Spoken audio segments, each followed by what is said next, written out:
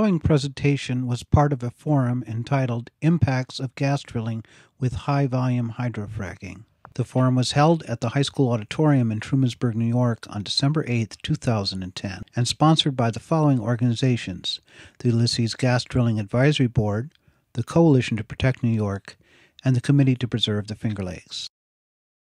I'd like to welcome everyone tonight to Community Forum on Impacts of Gas Drilling with High-Volume Hydrofracturing. This is brought to you tonight by the Ulysses Gas Drilling Advisory Board and co-sponsored by the Coalition to Protect New York and the Committee to Preserve the Finger Lakes. I'd like to recognize the Planning Committee, who are members of the Ulysses Gas Drilling Advisory Board: Ann Furman, Jan Quarles, Michael Deneen, Judy Abrams, Ken Zusterson, Jan Penrose, Michelle Bamberger, and me. Thank you. I'd also like to thank our sound and video people, Chris McConkie, William Houston, and Bo Lapari. And finally, I'd like to thank very much Jim Perkins from the high school, who has been invaluable in helping us get set up. Tonight, I think we have a really interesting program. But what I'd like to do is introduce our moderator, Mary June King, who will then introduce each of the presenters. Mary June is a Trumansburg native, and she actually taught at this high school for 15 years. She taught American history, government, AP government, and economics. Currently, she's a business administrator at Lansing High School and actually has been a moderator with the League of Women Voters. Thank you.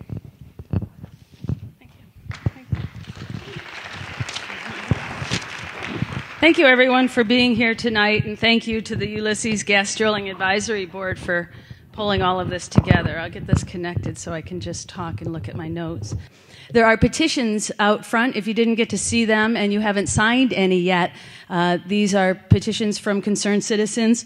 Please, if you don't remember having signed it, please go ahead and sign one, and they'll be able to vet through all of the names and make sure that they don't have any redundancies. So they'll take care of that for you. So go ahead and take a chance and sign them. I'm sorry? Ulysses people only. Yeah, I was told it was just to let people sign it and that somebody would be vetting through it. So, but yep, it's concerned citizens of Ulysses is the folks on the petition. Baskets will come around eventually. The Ulysses Gas Advisory, the Drilling Advisory Board will be bringing around baskets, and those are for donations to help to offset some of the costs of this type of activity and the mailings that went out and all of that. Please feel free to be as generous as you are able to help them out with their good efforts. And so with that, I think we'll get started. Our first presenter is Lou Allstadt. Lou is a former executive vice president of Mobil Oil Corporation and an operating officer for exploration and production in the United States, Canada, and Latin America. He is a past director of the U.S. Oil and Gas Association. He resides in Cooperstown, New York. Lou?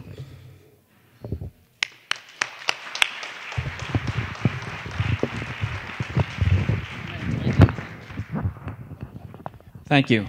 Good evening. I'm going to presuppose that because you're here, you know something about the drilling process. So I'm not going to go into that, and I'm not going to use technical industry jargon. I'm going to do this as much as I can in plain English. What I'm going to talk about is safer drilling. What would it look like? There are a lot of people that are worried that drilling is unsafe. Some people that say that it's safe, groups that call themselves for safe drilling, against unsafe drilling. Regardless of which side you're on, you really ought to know something about what safe drilling would look like and where we are relative to that. I'm going to start right in with a thing that gets an awful lot of attention.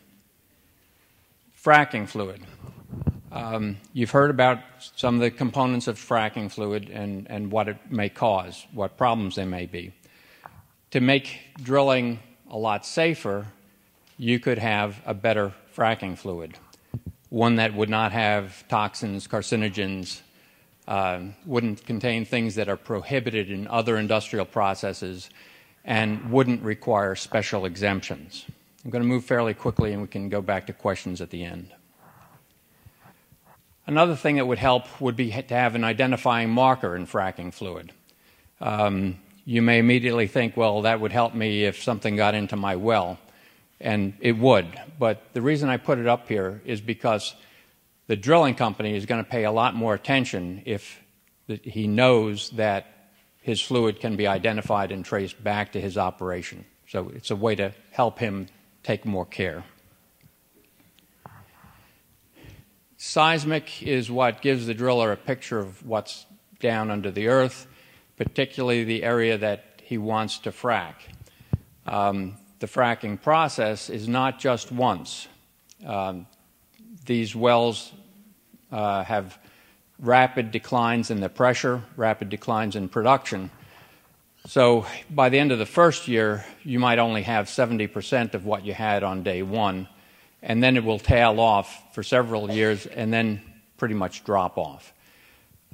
We don't have a whole lot of experience, but experience out in Texas and some of the Pennsylvania experience would indicate that maybe 5 to 7 years, and then you have to frack again. What this is talking about is to make sure that you know what's down there every time you frack. So do seismic again to make sure that you're not getting close to natural fissures in the rock that could cause problems if the fracking fluid got out of the shale and into places where you don't want it to go. The driller doesn't want it to go there, but if you don't do this, you can't be sure you're not getting there. Better casing standards. Casing is like an inverted telescope that goes down and out along the wellbore. And under New York regulations, parts of that casing has to be cemented, but not all of it.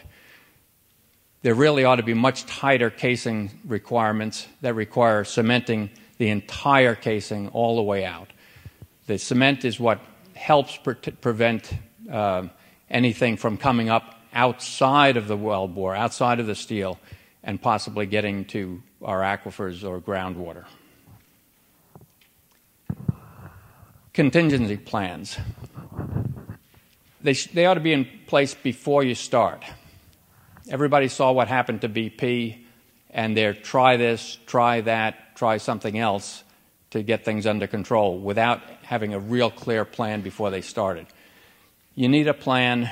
If something goes wrong, if you start losing pressure in the well and know that gas or fracking fluid are going someplace else, you need to get the pressure off the well quickly.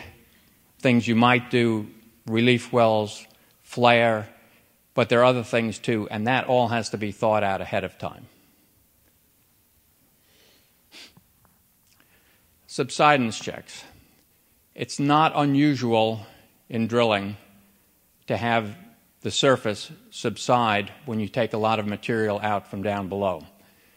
In an area like New York State, where you have a lot of surface water and where people get their well water from the surface, a drop in the surface could interrupt the flow of groundwater in the near-surface aquifers, disrupt that flow to downstream from it, and cause issues. Monitoring it is not very hard. It ought to be done, and if you start seeing subsidence, you ought to put a stop to the fracking, not go to the next step. Closed systems for fracking fluids and flowback fluids. The flowback fluids are what come back up after the well is fracked. And under New York State regulations, you could have them in open pits. That's what the draft regulations have in there. You can imagine having 1 million gallons of contaminated water in an open pit in an area that gets the kind of rainfall that we sometimes get.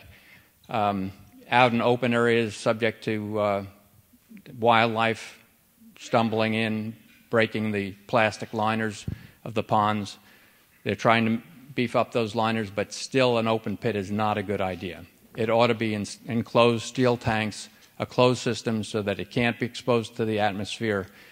You don't get volatile hydrocarbons coming off, and you don't run the risk of contaminating groundwater.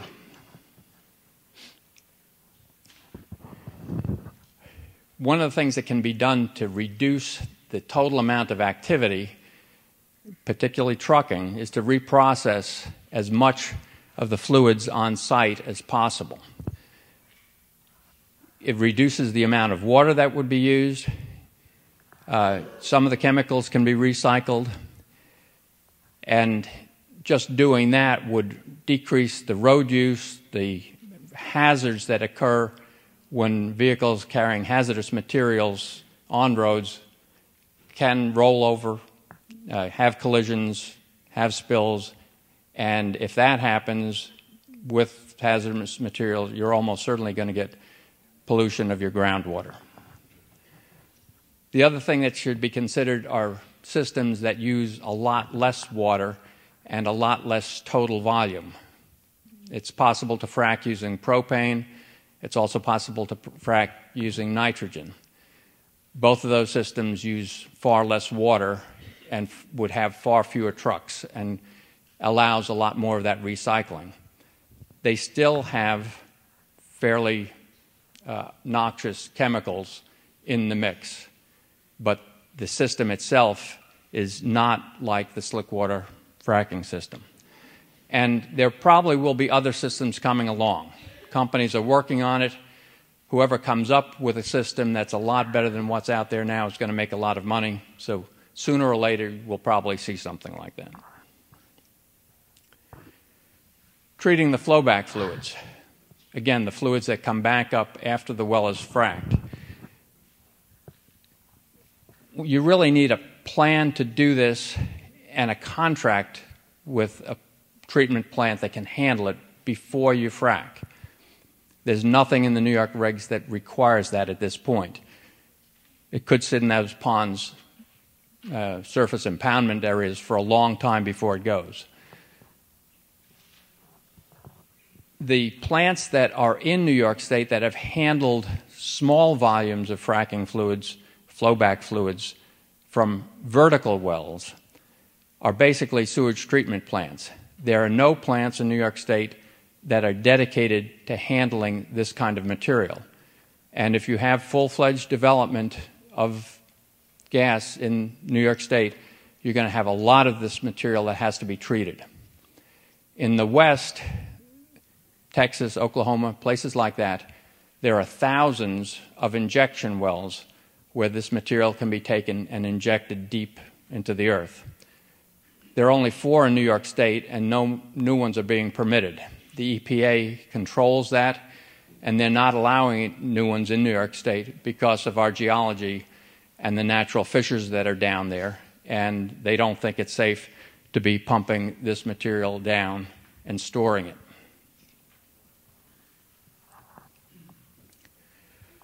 This one may sound counterintuitive when you first see it, but the spacing requirements in New York allow a single well on approximately 40 acres. Depends on the target zone, but it's approximately 40 acres. That means you would have 16 single well pads in 1 square mile. If you want to do multi-well pads, you have to have 640 acres or 1 square mile. Each well pad requires a road to it and a pipeline from it.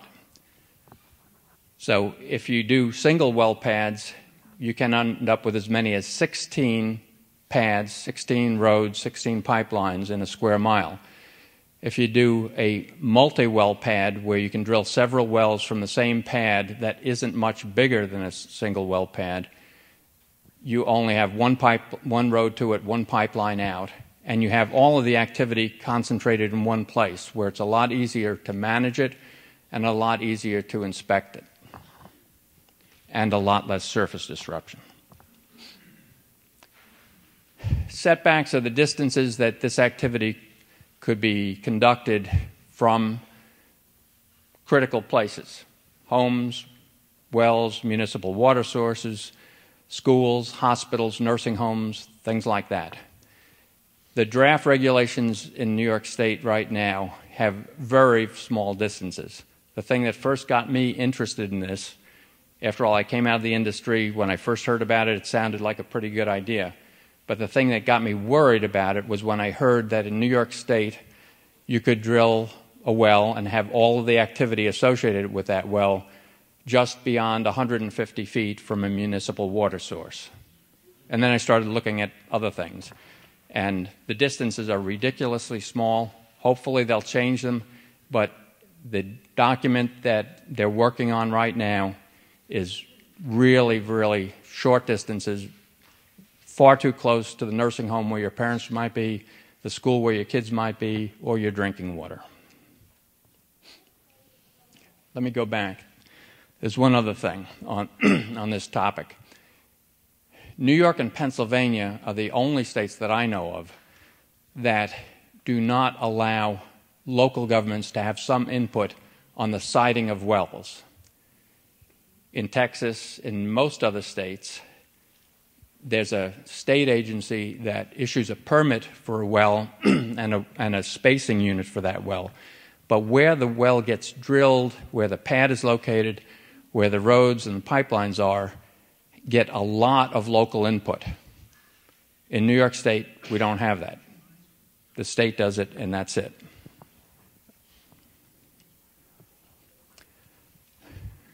We license a lot of different activities. This is a pretty serious activity. There's no reason that the state should not license the people that are drilling, that hold the drilling permit, and the people that do the major contracting for that company. You may not know that the drilling company, the company that you think of as the drilling company, holds the permit to drill there and does all the applications, but the physical work of drilling is done by a drilling contractor. And that's pretty much true no matter how big the drilling company is, ranging from a tiny one all the way up to an ex-Mobil. There'll be a drilling contractor that comes in with a rig and physically drills the well under the direction of the permit holder. The casing will be done, the cementing of the casing will be done the same way by a contractor. The fracking itself will be done by another contractor. There's no reason that the state shouldn't license those people to make sure they're competent, that they've got good safety records, and that they have some financial wherewithal behind them. Nothing gets attention like having some money at risk. And there's no reason that New York State could not require bonding of the permit holder, significant amount of money that would stay in place until the well is finally plugged and abandoned.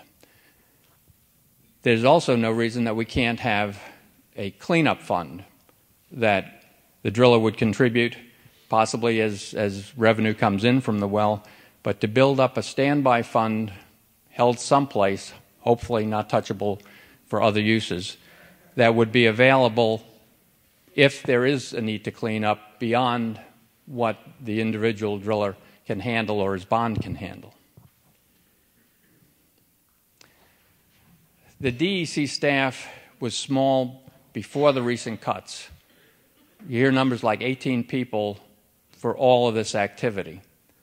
They've been cut back further.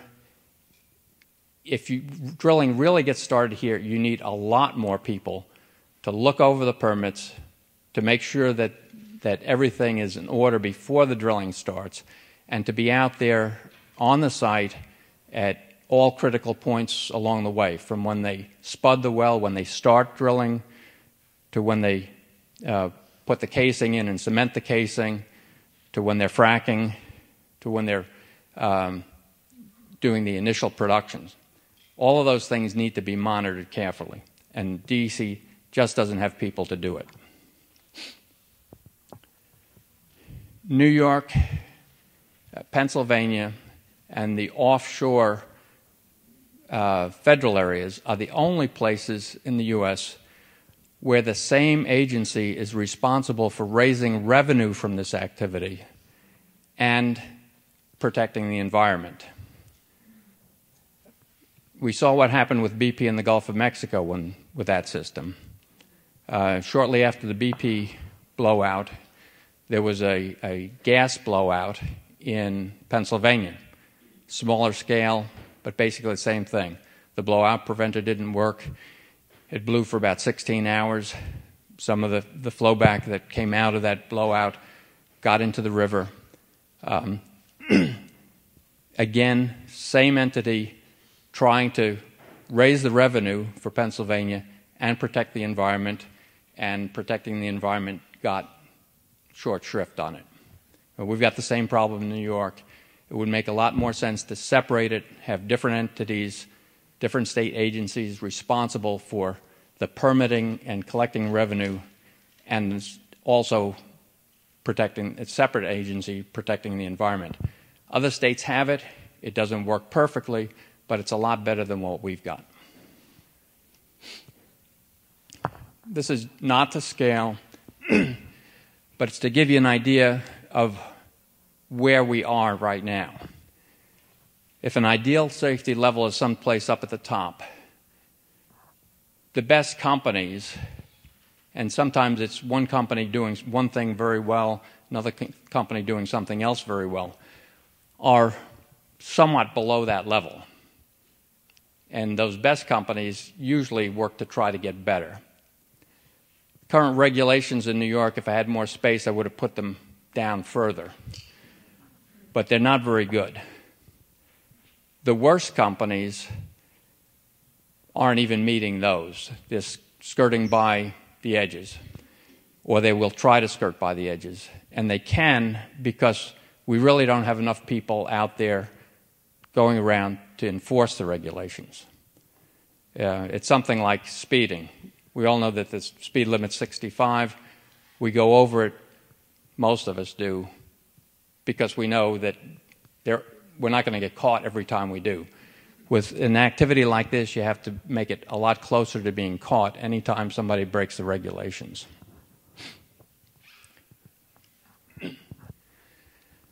So can drilling be safer than the current practices and regulations? Okay, one of the things we need to improve is the technology. The fracking fluid, the carrier of the fracking fluid, the whole system for the fracking. Better regulations, we've talked about that. Better enforcement, and more financial accountability to help the companies keep their eye on the ball.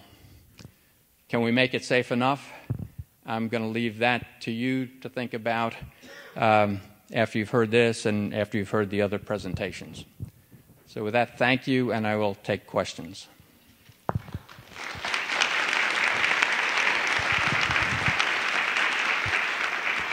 In the back, please. The question is, are the nitrogen and propane systems in use anywhere? Yes, they are. Nitrogen was just used on a very small scale frac in Otsego County a couple weeks ago. The driller had considered a propane frac but couldn't get the use of the propane fracking equipment, or at least that's what he told me. Could we use the microphone in the front, please? Being familiar with Otsego County, where did you frac? Where did they frac there? That frac was on Crumhorn Mountain near the base. Scholar Lake, then, right? No, Crumhorn Mountain is near the Boy Scout camp. The well site is actually in the town of Maryland, right on the border with the town of Middlefield. And would you sign a lease in your property? At this point, I wouldn't. And if anyone is considering signing a lease, I would strongly urge them to consult a lawyer that is really familiar with with gas leasing. Some of the leases that have been signed by some of the landowner coalitions take care of a lot of the problems that are in the state regs. They have greater setbacks. They have a lot more protection than somebody that just signs a standard form type lease. I understand that the concrete casings, you were recommending that there be a larger casing, all deeper. I heard some information that the casings have, with the vibration and the chemicals, that they have a life of expectancy of like 10 years, but a well might have a life expectancy of 50 years. Do you really think that the concrete, the cement and materials they're using are sufficient? I've never heard of a well casing not lasting longer than 10 years unless it was poorly installed in the first place. 10 years just sounds way, way too short. Okay. But one of the differences between this type of drilling and conventional drilling, wells don't get fracked that frequently. In this case, we know the earliest wells that have been into tight shale are probably only on their second frack, and they could be fracked many times after that. Nobody knows exactly how long you can do it before you do have a casing problem. Right. But I think 10 years doesn't make sense unless it was badly done in the first place. The other little question was, how do they detect fissures underground? You were mentioning early on the seismic. With seismic. Okay, and all this is sound waves that bounce off the rock, come back up, and the technology is now such that you get a pretty good three-dimensional picture of what's down there. Thank you. So my question was about the seismic imaging. So I've seen some of the pictures, and what a geologist has told me is that there's a certain amount of art as well as science in interpreting, which is like an echocardiogram, the echoes coming back. And so the question I have is really an assessment of the state of the art. How well can we really image the joints in the geologic strata and realize which ones could lead to a problem with an aquifer, given, again, the state of the art? How well can we image things, and how well do we understand what can lead to contamination of an aquifer? The imaging has improved many, many fold over the last 20 years. It used to be two-dimensional black squiggly lines that were really hard to see. It's now three-dimensional in living color. It's a lot better. Whether you can catch everything, probably not, but you know a lot more than you used to. Okay, and do we know enough what would actually cause a problem? I mean, that one's bad, that one's okay. How well do we know that? If you can see it, it's probably big enough to cause a problem. Thank you very much for coming tonight. I am opposed to, fracking, but I did learn a lot from your presentation. One question I did have, though, is about, you said that the drilling fluids that are the chemical cocktails, as it were, they're researching now to find combinations that would be effective but are not, let me word it differently, are biodegradable or would not contaminate the aquifers or the groundwater or pollute the air. I mean, is it possible to come up with, do you think, a chemical combination? I think it's possible to get a lot better than what we've got. Fracking used to take place when the industry had to deal with the Clean Water Act, the Safe Drinking Water Act, things like that. It's now exempted from it. I think if we went back to having those regulations in place for drilling, like they are for most other industrial activities, that we would be a lot better off. So, and we were able to frack at that point. I think I'm running out of time. Okay, thank you. I'm sorry to those of you who are waiting in line. You can come back with your questions at the end of all of the presentations. After the break, we'll have a full question and answer.